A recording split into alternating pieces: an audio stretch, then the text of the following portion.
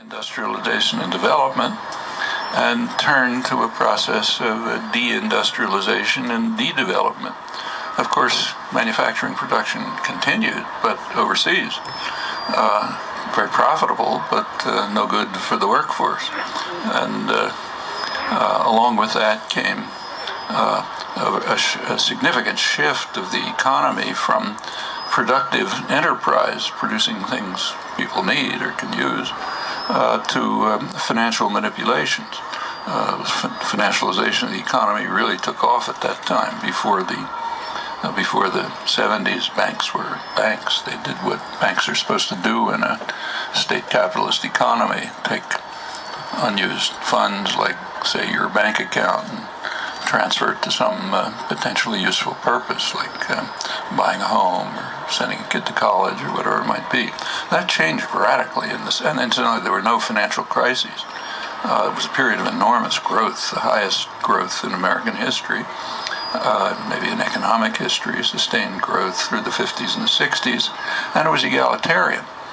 So the lowest quintile did about as well as the highest quintile. A lot of people moved into reasonable lifestyles, what's called here middle class, working class, it's called in other countries. But it was real, and the 60s accelerated it. The activism of the 60s, after a pretty dismal decade, really civilized the country in lots of ways that are permanent. They're not changing. They're staying on. 70s came along, sudden sharp change, deindustrialization, offshoring of production, shifting to financial institutions, which grew enormously. Also, I should say that in the 50s and the 60s, there was also the development of what several decades later became the high-tech economy. Computers, internet, IT revolution, mostly developed in the 50s and the 60s, substantially in the state sector. It took a couple of decades before it took off, but it was developed there. The 1970s, the developments that took place set off a kind of a vicious cycle. It led to concentration of wealth, increasingly in the hands of the financial sector, which doesn't benefit the economy, probably harms it and the society. But it did lead to tremendous concentration of wealth, substantially there.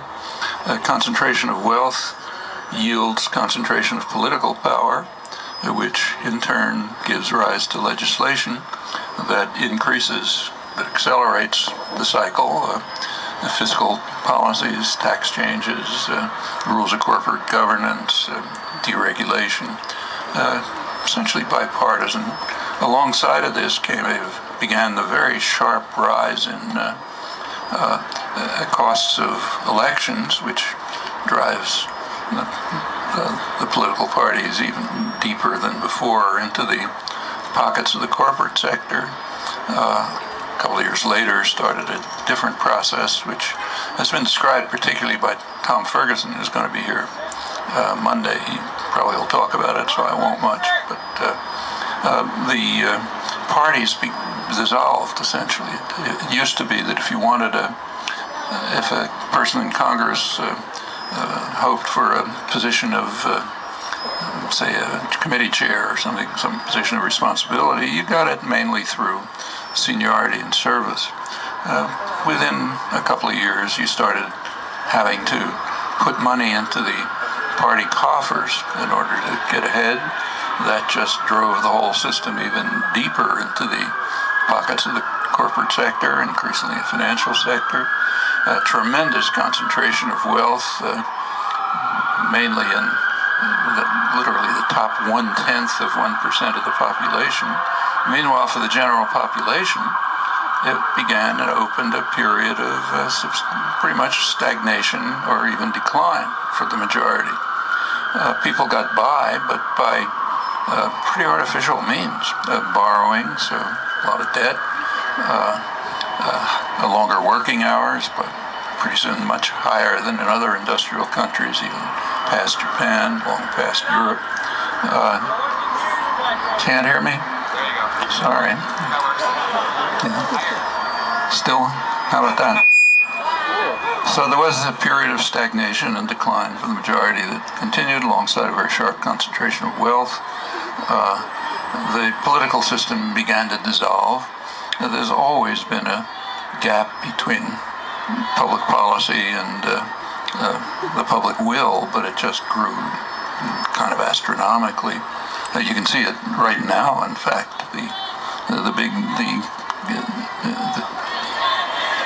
can't hear me? I don't know what to do about it. These things are in my mouth. And they don't taste good. I'll just keep going. You can make it up. It's on the live stream. What? It's recorded on the okay. live stream. Just take a look at what's... Get it on YouTube. Get it on YouTube. Okay. Just take a look at what's happening right now. The big topic in Washington everyone concentrates on is the deficit. For the public, correctly, the deficit is not regarded as much of an issue, and it isn't really much of an issue. The issue is joblessness, not a deficit. There's a deficit commission, but there's no joblessness commission. As far as the deficit is concerned, you want to pay attention to it. The public has opinions. Take a look at the polls. Overwhelmingly support higher taxes on the wealthy, which have declined sharply during this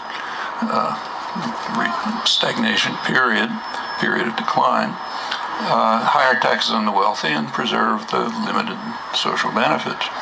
The outcome of the deficit commission is probably going to be the opposite.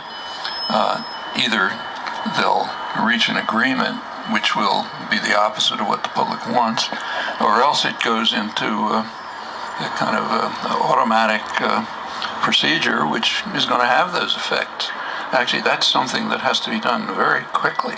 Deficit Commission is going to come up with its decision in a couple of weeks. The Occupy movements could provide a mass base for trying to avert what amounts to a dagger pointed at the heart of the country. It could have very negative effects. It's an immediate task. Well, without going on in the details, what's being played out for the last 30 years is actually a kind of a nightmare that was anticipated by the classical economists. If you take, say, Adam Smith, bother to read Wealth of Nations, he considered the possibility that merchants and manufacturers in England might decide to do their business abroad, invest abroad, and import from abroad. He said they would profit, but England would be harmed. However, he went on to say that they would prefer to, the merchants, manufacturers would prefer to operate in their own country, what's sometimes called a home bias. So as if by an invisible hand, England would be saved the ravages of what's now called neoliberal globalization. That's a pretty hard passage to miss in his classic Wealth of Nations. That's the only occurrence of the phrase invisible hand. Maybe England would be saved from neoliberal globalization by an invisible hand. The other great classical economist, David Ricardo, recognized the same thing and hoped that it wouldn't happen, kind of sentimental hope. And it didn't for a long time, but now it's happening. The last 30 years, that's exactly what's been underway. For the general population, you know, the 99% in the imagery of the Occupy movements, it's been pretty harsh, and it could get worse. This could be a period of irreversible decline. For the 1%, even more, 1/10 of 1%, it's just fine. They're at the top of the richer than ever, more powerful than ever, controlling the political system, disregarding the public, and if it can continue, sure, why not? Just what Smith and Ricardo warned about. So, for example, take, say, Citigroup, one of the most, for decades, one of the most corrupt of the major kind of investment banking corporations, repeatedly bailed out by the taxpayer over and over again, starting in the early Reagan years. Now, once again, I won't run through the corruption. You probably know about it, but it's pretty astonishing. A couple of years ago, they came out with a brochure for investors. They urged investors to put their money in what they call the plutonomy index. They said the world is dividing into a plutonomy, the rich, those who buy luxury goods and so on, and that's where the action is. They said their plutonomy index is way outperforming the stock market, so put your money into it. And as for the rest, we set them adrift. We don't really care about them. We don't need them. They have to be around to provide a powerful state which will protect us and bail us out when we get into trouble, but other than that, they essentially have no function. They're sometimes called these days the precariat, people who live a precarious existence at the periphery of society. It's not the periphery anymore. It's becoming a very substantial part of the society in the United States and indeed elsewhere. And this is considered a good thing. So, for example, Alan Greenspan, at the time when Alan Greenspan was still, St. Alan, hailed by the economics profession as one of the greatest economists of all time. This was before the crash for which he was substantially responsible. He was testifying to Congress in the Clinton years, explaining the wonders of the great economy that he was supervising. And he said a lot of the success of this economy, he said, is based substantially on what he called growing worker insecurity. Can you announce that they need to stay off of the grassed, roped-in areas? Please stay. Yeah, let's do it this way. Please stay off of the roped-in grass area over there. That's a very nicely done organic area, and we're trying to keep it clean. You heard him, I guess.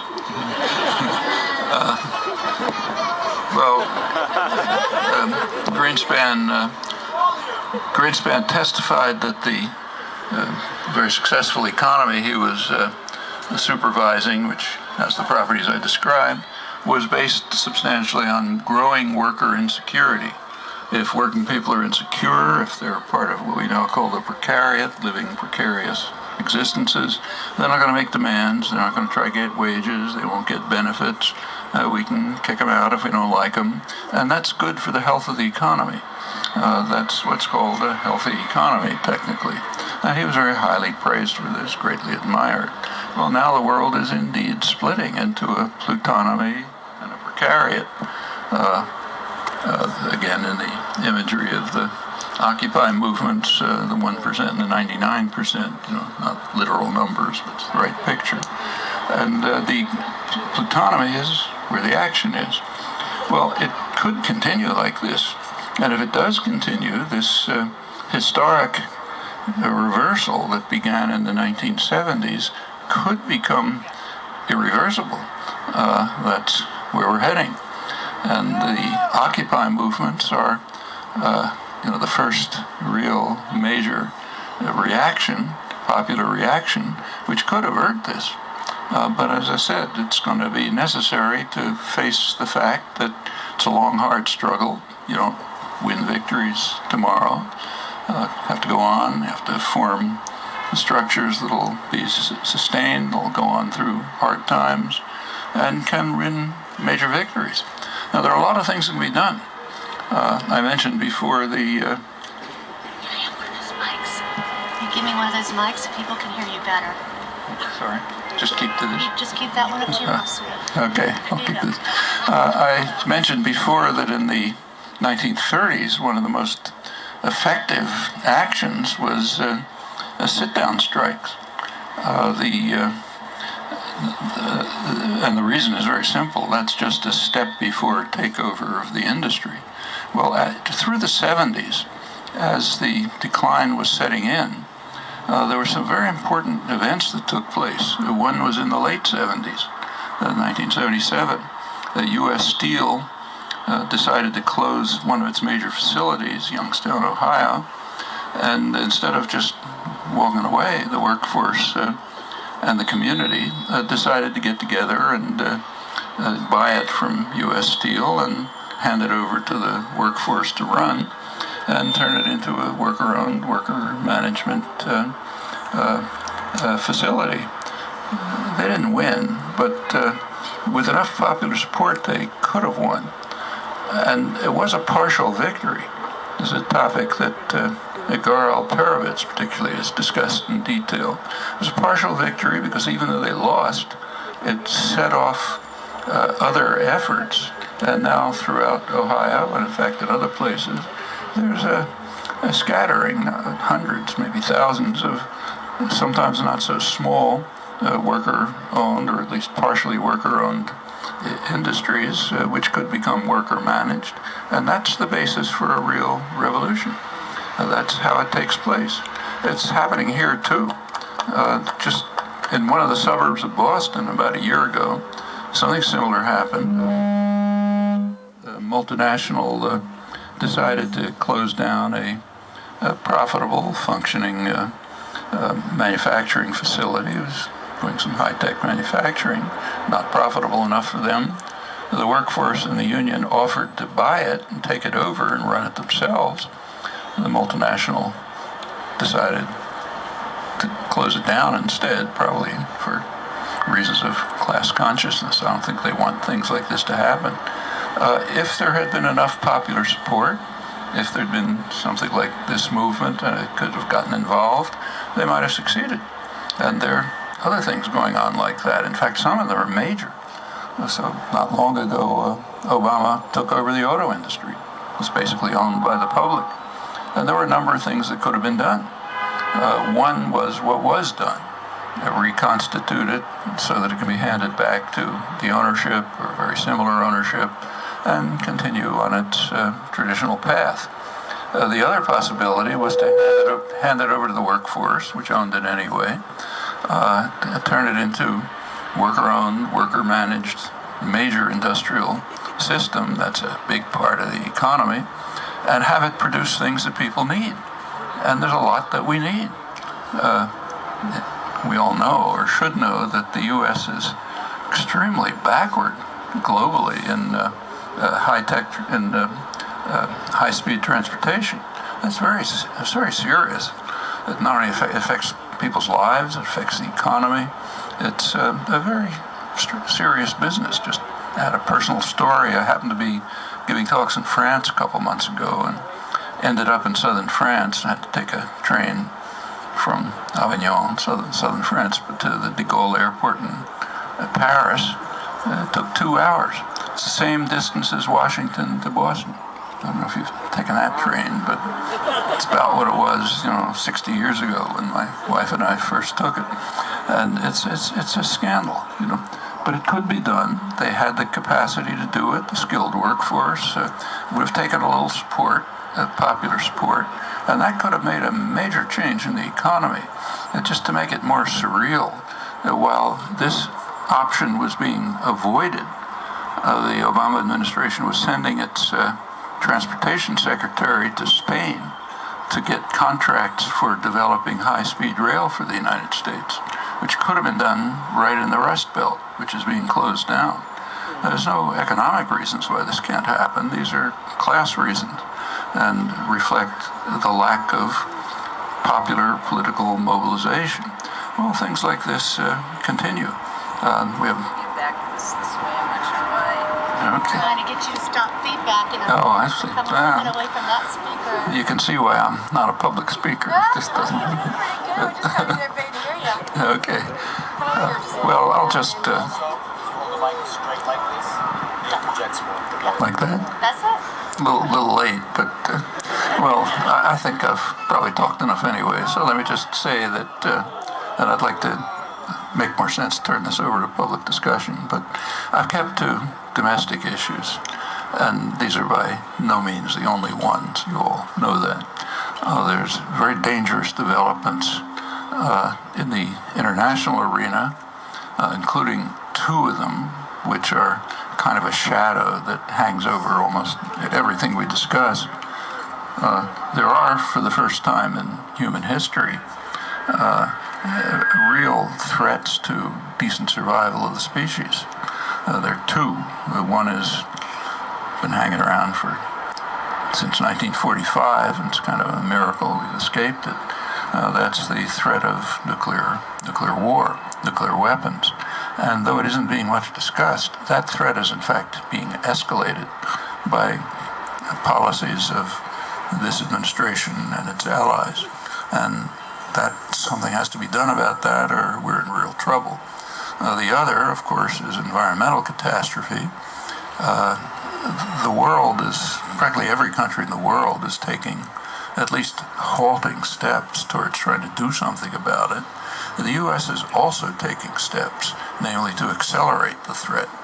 The U.S. is the only major country, that's not only not doing something constructive, but is not climbing on the train, it's pulling it backwards. Congress right now is dismantling legislation instituted by the Nixon administration, really the last liberal president in the United States, literally. And it shows you what's been going on.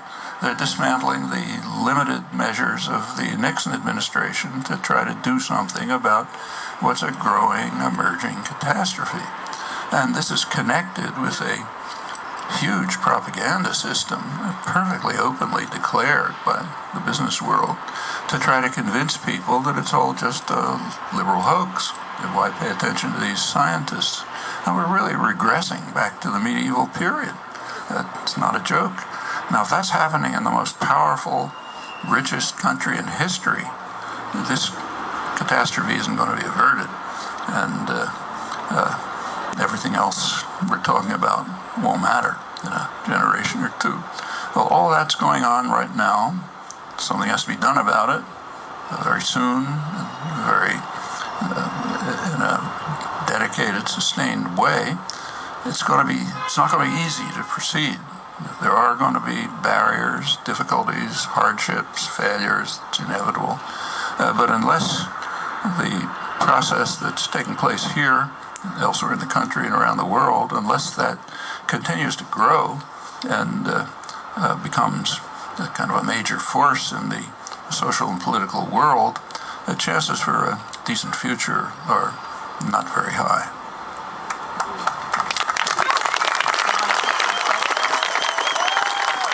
They broaden the category of persons to include corporate persons, which by now have rights way beyond human beings, given by the trade agreements and others. And they exclude people who flee from Central America, where the U.S. devastated their homelands, free from Mexico, because they can't compete with the U.S. Highly subsidized U.S. agribusiness. Remember when NAFTA was passed in 1994, the Clinton administration understood pretty well that it was going to devastate the Mexican economy. And that's the year when they started militarizing the border. Well, okay, now we're getting the consequences, and these people have to be excluded from the category of persons. So when you talk about personhood, that's right, but there's more than one aspect to it, and it ought to be pushed forward, and all ought to be understood and acted upon, but that requires a mass base. It requires that the population understands this and is committed to it. So it's easy to think of a lot of things that should be done, but they all have a prerequisite, namely a mass popular base is there which is committed to implementing them. And we have a question about the ruling class in America. How likely is it that they will have an open fascist system here? I think it's very unlikely, frankly. They don't have the force.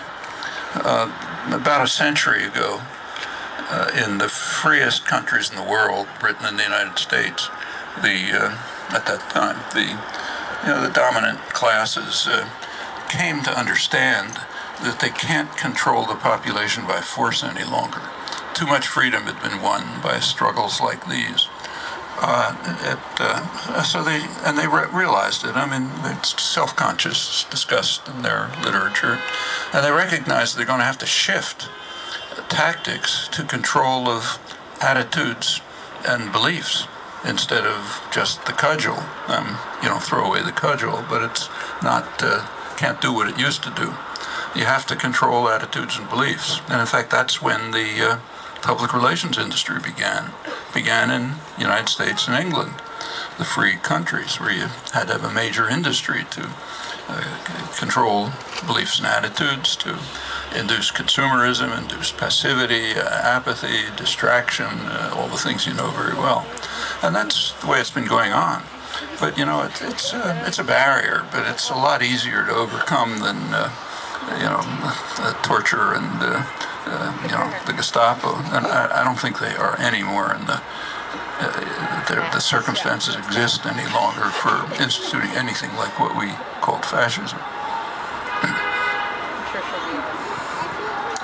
Excellent. And John from the library would like to ask his question, and then I have a few notes here. If you stand up, I will pass a note card to you, and if you could write your question. I've got one question over here and one question over there headed towards me, but if you stand up, we'll try to fit in a few others.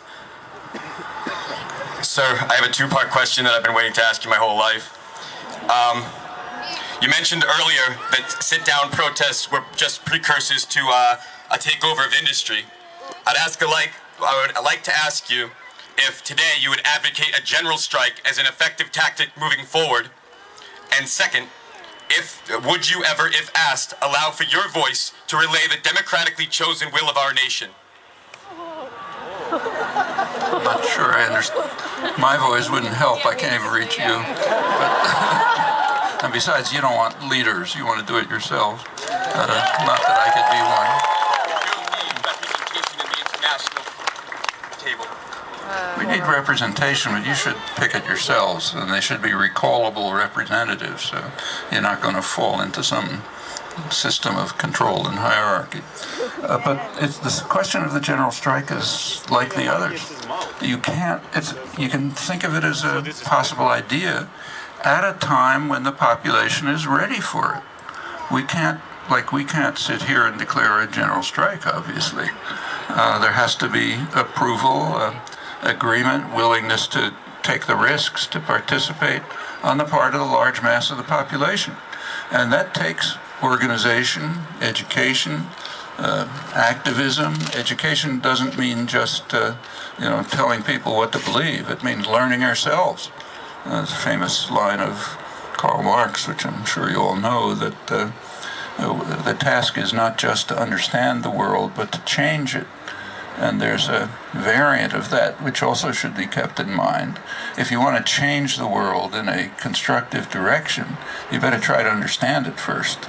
And understanding it doesn't mean listening to a talk, reading a book, although that's helpful sometimes. It means learning, and learning you learn through participation. You learn from others. You learn from the people you're trying to organize. And you have to gain the experience and understanding which will make it possible to maybe to implement ideas like that as a tactic.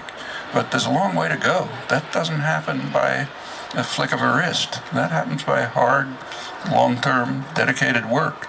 And I think in many ways maybe the most exciting aspect of the Occupy movements is just the construction of these associations, bonds, linkages, and others that are taking place all over the place, whether it's a cooperative kitchen or something else. And out of that, if they can be sustained, can come and expanded to the large part of the population that doesn't even know what's going on. If that can happen, then you can raise questions about tactics like this, which could very well at some point be appropriate. And we have two questions about the Occupy worldwide. How do you think we can effectively target problems to bring about change? And what should we make demands? Yeah, well, they should have proposals and ideas. They don't have to be total agreement on them. There's good reason to let 100 flowers bloom. There's lots of possibilities. But there are very sensible proposals, starting from very short-term ones, to let's prevent the Deficit Commission from carrying out a really lethal blow against the society that might have lasting effects in the next couple of weeks. That's pretty short-term. There are longer-term things like, say, the ones I mentioned, helping the workforce in the Boston suburb I mentioned to take over their own industry instead of becoming jobless, going on to say maybe do the same thing with the whole auto industry. And there's many more things like that coming along. Turning the country to a leader in the effort to try to mitigate, maybe overcome the tremendous threat of global warming, instead of a follower, in fact a leader in the, practically the only participant in the campaign to accelerate the threat. All of those are things that you can do. We should have those proposals. Dealing with corporate personhood is another proposal, but I would suggest that it be broadened to deal with the distortion, gross distortion in the concept of person, which both broadens it to include corporate entities and narrows it to exclude people. People who have every reason to be treated as persons. And there are plenty of other demands you can think of. And they should be formulated. Maybe not everyone has to agree on the ranking of priorities or even the choice of demands, but groups can pursue them. And there's a lot that can be done.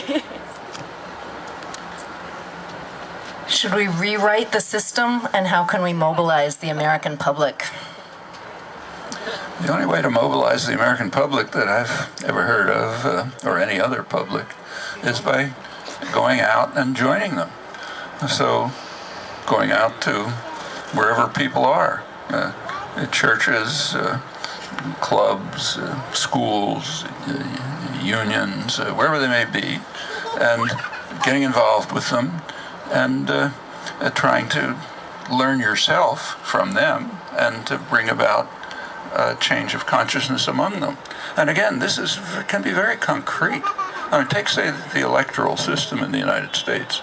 It has a lot of flaws, like what I mentioned, that public policy and public opinion are so radically divorced. But there's some narrower things that you can do something about right away. I mean, we're coming up to the primary system, okay?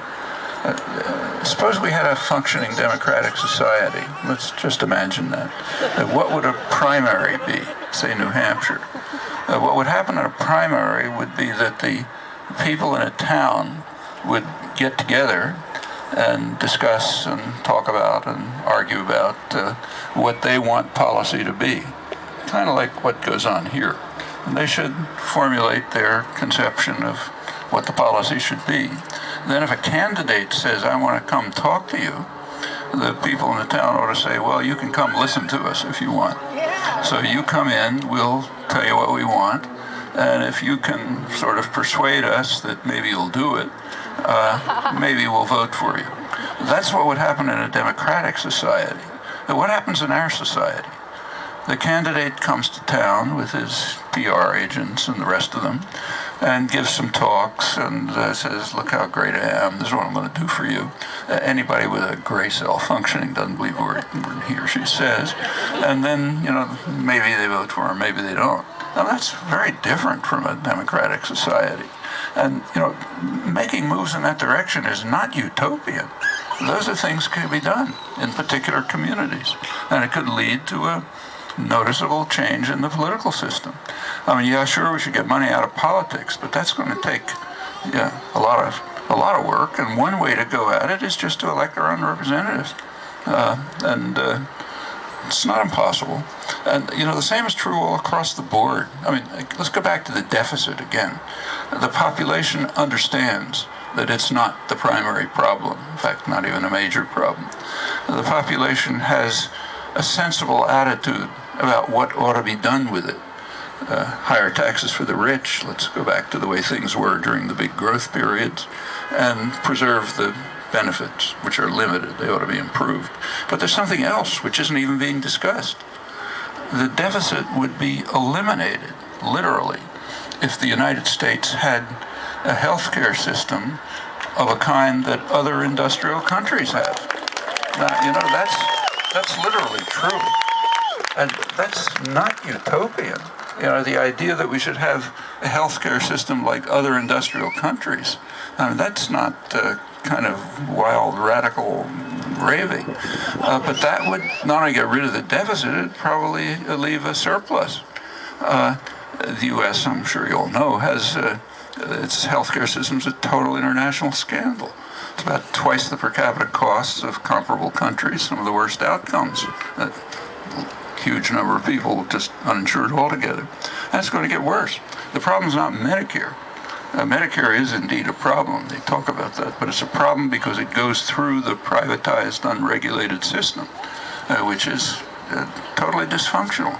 Well, you can't talk about this in Washington because of the power of financial institutions. The public, a large part of the public wants it. In fact, for decades, substantial parts of the population, often big majorities, have been in favor of this, but it can't be talked about. Too much power now of financial institutions. Well, that can be changed. You know, it's not pie in the sky. And to the extent that the deficit is a problem, that's one thing that could be done about it. The other thing that could be done, you all know about, our crazed military system, which has about the same expenses as the rest of the world combined, not for defense. In fact, it's actually harmful to us if you look at it. That doesn't have to be like that. So there are things that are quite feasible. But of course, proposals about them have to be made, and they have to be brought to the population in a convincing way, and most of the population already agrees to most of them. But you got to turn it into a force that'll be active and engaged. Then you can have results.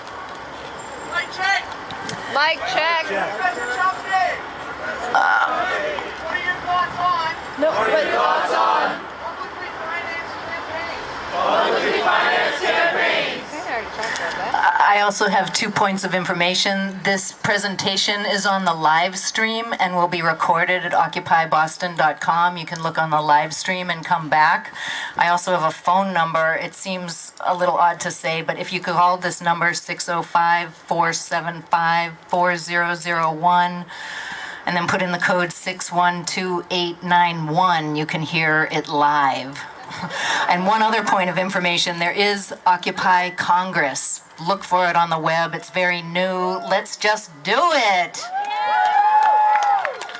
Well, I think that's a pretty good answer to the question of publicly financed campaigns. Let's just do it. We pick our own representatives. We finance them. We vote for them. And if the corporations pour money into somebody else's pockets, okay, they can spend it on luxury goods. That can be done, but only if you have an organized, engaged public. There's lots of things you can propose, but they all go back to the same basic conclusion. You have to have an organized, dedicated public that's willing to implement them. And if there is, a lot of options are open up, including these. So I think this will be the last question. Could you please share your thoughts on the significance of the Occupy the Hood movement and any insights you may have regarding cross-cultural organization for social change? Now, that's a great movement. I heard just coming out here this evening that the first Occupy Hood action took place just yesterday in Boston. And it's been happening in other places, New York and elsewhere. And that's perfect. I mean, it's the kind of reaching out into the general community that makes sense. People have to do it themselves. You know, I can't tell people how to organize in Roxbury, and if I told them, they shouldn't listen to me. They know how to do it, and we should work hard to get this integrated. And that means, again, not just telling people here's what you got to believe, but learning from them. What do they want? What do they need? What can we learn from them? How can we find ways to work together to overcome barriers and tensions and become part of a dedicated, ongoing, sustained movement, which, and I stress again, is going to have to last a long time, because most of these goals that we're talking about that can't be attained in a couple of weeks or months. Actually, some of them can, but most of them are a long struggle. And people with power don't give it up unless they have to, and that takes work.